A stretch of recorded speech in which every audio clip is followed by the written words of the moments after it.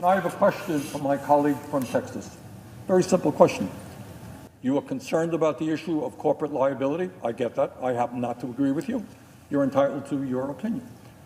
You may or may not be concerned about Section 230 of the 1996 Federal Telecommunications Bill. That's fine, too. We may have a discussion about how we protect American democracy. It's a good discussion as well. But I have the strong feeling, Senator Cornyn, that in Texas, as in Vermont, you know what? People are really not talking about corporate liability. It's a good issue. It's an important issue.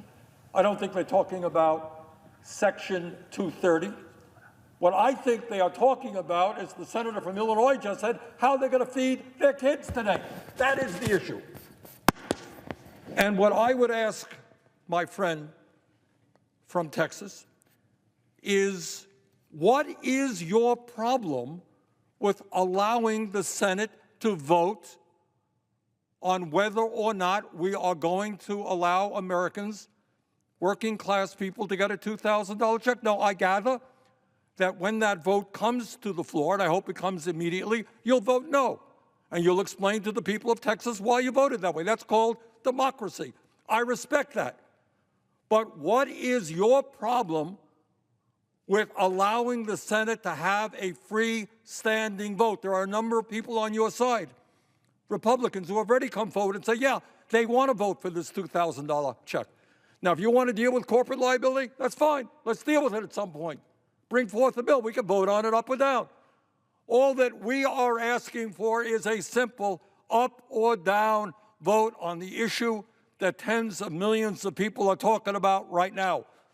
Will they survive economically in the midst of this terrible pandemic? So I ask my colleague from Texas, what is the problem with allowing the U.S. Senate to vote on the bill passed by the House? And I yield to my colleague from Texas. Mr. President. The senator for Texas. Mr. President, I would say to our colleague from Vermont, I have no problem with providing assistance, whether it's to public health officials who are trying to struggle with this pandemic, or to provide money for the research for therapeutics or vaccine, which fortunately is now being distributed around the country. I have no objection to direct payments to individuals. I voted for the $1,200 direct payment contained in the CARES Act. I voted for the additional money that's provided for in the most recent COVID-19 legislation.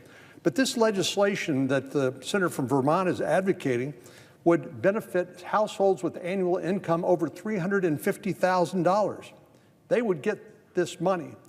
And I would say that one way to deal with this, because of course we negotiated back and forth on the last COVID-19 bill, nobody got everything they wanted, but if our colleagues on the other side of the aisle want an additional financial benefit to people making up to $350,000, why not couple it with liability protection for people who are acting in good faith? This isn't just about corporations, and our colleagues across the aisle know it. This is about schools. This is about churches, synagogues, mosques.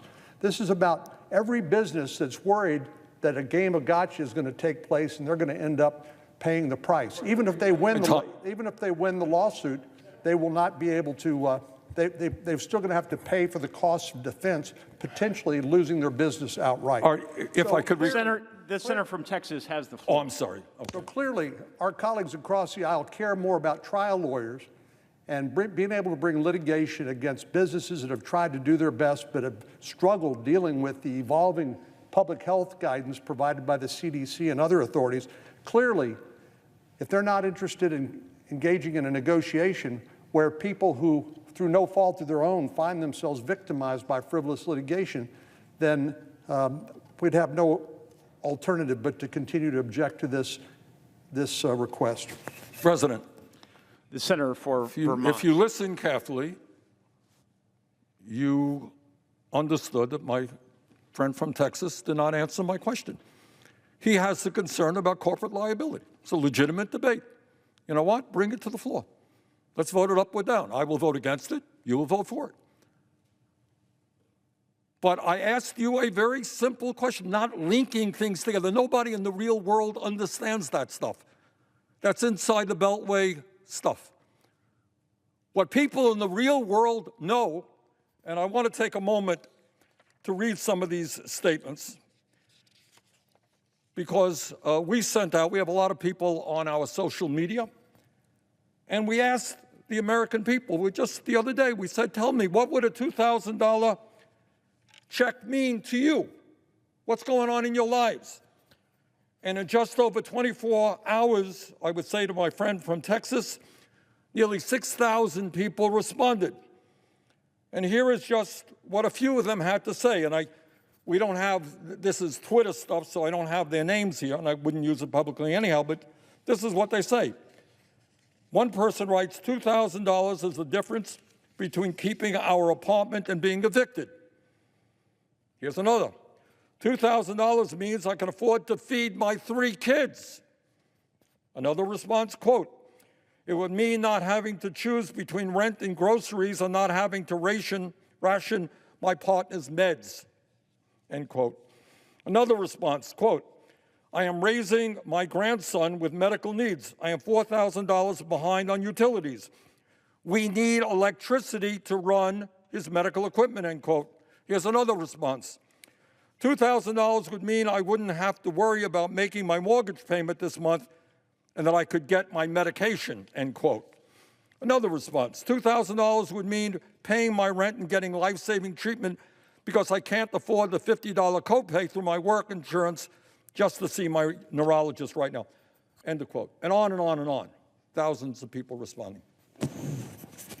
So I want to get back to the point, and I want to again ask my friend from Texas, you got a concern about corporate liability?